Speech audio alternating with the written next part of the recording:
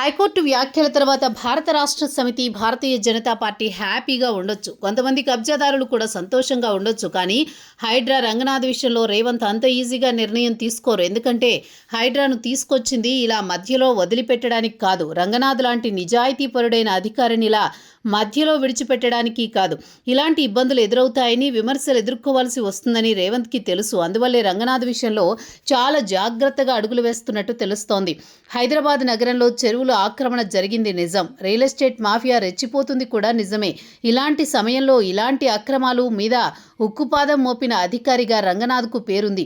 రంగనాథ్ మీద బిల్డర్లు చాలామంది ఒత్తిడి తీసుకొచ్చారు, రకరకాల విధాలుగా ఇబ్బంది పెట్టారు, న్యాయస్థానాల మెట్లు కూడా ఎక్కారు, కోర్టులకు తప్పుడు ఆధారాలిచ్చారు. ఇవన్నీ పరిశీలించిన సింగిల్ బెంచ్ రంగనాథ్ను పక్కకు తప్పించాలని ఆదేశాలు జారీ చేసింది. ఇంత జరిగినప్పటికీ కూడా రేవంత్ ప్రభుత్వం రంగనాథ్కు అండగా ఉంటోంది. న్యాయ నిపుణులు చెప్పిన వివరాలు పరిశీలిస్తే హైకోర్టు సింగిల్ బెంచ్ ఇచ్చిన ఆదేశాలను వెంటనే అమల్లోకి వచ్చేలా చేసే కంటే ముందుగానే చట్టపరమైన అవకాశాలను ఉపయోగించుకోవాలని ప్రభుత్వం పరిశీలిస్తోంది. హైకోర్టు సింగిల్ జడ్జి ఇచ్చిన తీర్పు మీద వెంటనే రాష్ట్ర ప్రభుత్వం హైకోర్టు డివిజన్ బెంచ్ ముందుకు వెళ్లే అవకాశం ఉంది. రెడ్ పిటిషన్ దాఖలు చేయడానికి సిద్ధంగా ఉంది.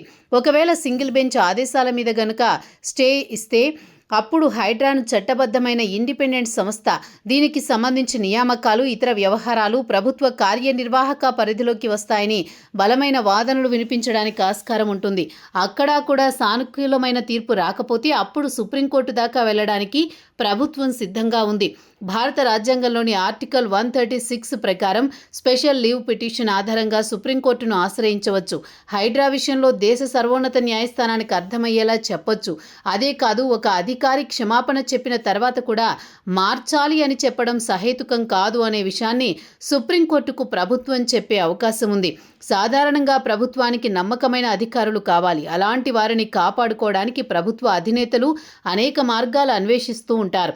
రంగనాథ్ విషయంలో కూడా రేవంత్ ఇలానే వ్యవహరిస్తారని సమాచారం.